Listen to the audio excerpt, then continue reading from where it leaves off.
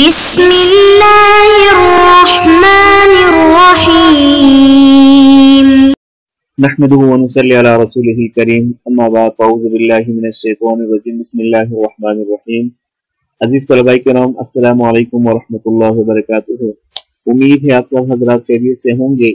آج ہم المعلقات السبع کا سبق نمبر 62 پڑھیں گے اور اس سبق کے اندر ہم معلقہ ثالثہ کا شعر نمبر 41 سے لے کر کے شعر نمبر 44 تک کے 4 اشعار کو پڑھیں گے۔ تو آئیے ہم کتاب کی طرف چلتے ہیں اور سبق کی ابتدا کرتے ہیں۔ آج کے سبق کا پہلا شعر ہم پڑھتے ہیں۔ لعمرک ما جرت علیہم رماحهم دبابن نہیک او قتیل مسلم۔ اس کا ترجمہ کرتے ہیں لعمرک تیری زندگی کی قسم، تیرے عمر کی قسم، ما جرت علیہم رماحهم کہ ان کے نیزوں نے کوئی گناہ نہیں کیا ہے، دم ابن نہیک ابن نہیک کے خون کو بہا کے، او قتیل مسلمی یا مقام مسلم کے قتیل کو قتل کر کے۔ لعمرک کی تحقیق کئی مرتبہ پہلے گزر چکی ہے۔ جرت نصر ینصر سے یہ ماضی معروف کا صیغہ ہے، بمعنی ہے گناہ کا ارتکاب کرنا، گناہ کرنا، اور کھینچنے کے معنی میں بھی یہ آتا ہے، جیسے کہ سورہ اعراف میں اللہ پاک رب العزت فرماتے ہیں وَأَخَذَ بِرَأْسِ أَخِيهِ يَجُرُّهُ إِلَيْهِ۔ رماح اور رکن کی جمع ہے، بمعنی ہے نیزہ، اور ابن نہیک ایک شخص کا نام ہے، اور اسی طرح جو مسلم ہے یہ بھی ایک مقام کا نام ہے۔ قتیل بروزن فعیل بمعنی مفعول ہے، اس کا معنی ہے قتل کیا ہوا۔ سورہ مائدہ میں اللہ پاک رب العزت فرماتے ہیں فَكَأَنَّمَا قَتَلَ النَّاسَ جَمِيعًا۔ آج کے سبق کا دوسرا شعر پڑھتے ہیں وَلَا شَارَكَتْ فِي الْمَوْتِ فِي دَوْمِ نَوْفَلِ وَلَا وَهْبٍ مِّنْهَا وَلَا ابْنِ الْمُخَزَّمِ۔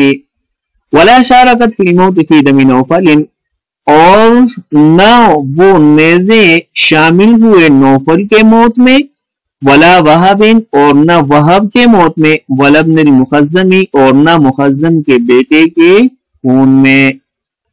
مطلب اس کا یہ ہے کہ ان کے جو نیزیں ہیں انہوں نے کسی کو قتل نہیں کیا ہے اور کسی کے قتل میں شریک نہیں ہوئے۔ شارکت باب مفعول سے صیغہ واحد مؤنث غائب فعل ماضی معروف ہے، بمعنی ہے شریک ہونا۔ اور اسی طرح نوفل، وہب اور ابن مخزم یہ 3 شخصوں کے نام ہیں جن کو قتل کیا گیا تھا۔ سورہ اسراء میں اللہ پاک رب العزت فرماتے ہیں وَشَارِكْهُمْ فِي الْأَمْوَالِ وَالْأَوْلَادِ۔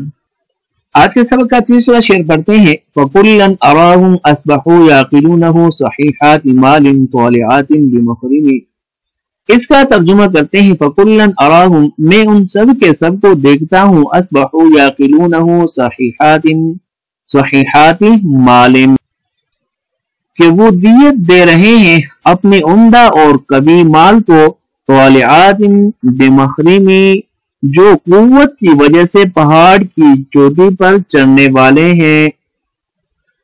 اس شعر کا مطلب یہ ہے کہ شاعر کہتے ہیں کہ وہ جو دیت دینے والے ہیں وہ اپنے عمدہ اور نفیس اور قیمتی اونٹوں کو دیت کے طور پر دے رہے ہیں، اور وہ عمدہ ہونے کے ساتھ ساتھ قوی اور طاقتور بھی ہیں جو پہاڑوں پر چڑھنے کی مکمل طاقت رکھتے ہیں۔ کلن یعنی ممدوحین میں سے ہر ایک جن کی تعریف بیان کر رہی ہیں تو وہ سے مراد ہیں۔ سورہ حدید میں اللہ پاک رب العزت فرماتے ہیں وَكُلًّا وَعَدَ اللَّهُ الْحُسْنَى۔ اصبح یصبح اصباحا کا معنی ہوتا ہے صبح کرنا، اور یعقلون یہ نصر ینصر ضرب یضرب سے صیغہ جمع مذکر غائب فعل مضارع معروف ہے، بمعنی ہے مقتول کی دیت ادا کرنا، یا یہ ہے کہ اگر آ جائے عقل الغلام تو اس کا معنی ہوگا لڑکے کا عقل مند ہونا۔ سورہ بقرہ میں اللہ پاک رب العزت فرماتے ہیں لعلکم تعقلون۔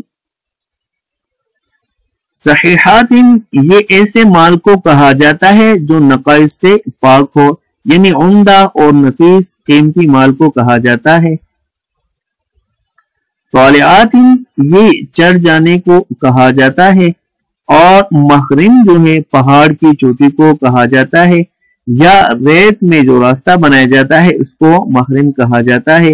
اس کی جو جمع ہے وہ مخارم اور مخرمن آتی ہے۔ آج کے سبق کا آخری شعر اور چوتھا شعر پڑھتے ہیں لحی حلال یاسم الناس امرهم اذا طرقت احدى الليالي بموزن. اس کا ترجمہ کرتے ہیں لحی وہ ایسے قبیلے کے اونٹ ہے، حلال جو قبیلہ مقیم ہے، یاسم الناس امرهم اور ان کا ایک حکم لوگوں کو بچا لیتا ہے، اذا طرقت احدى الليالي بموزن جب رات کوئی بڑی مصیبت لے کر کے آتی ہے.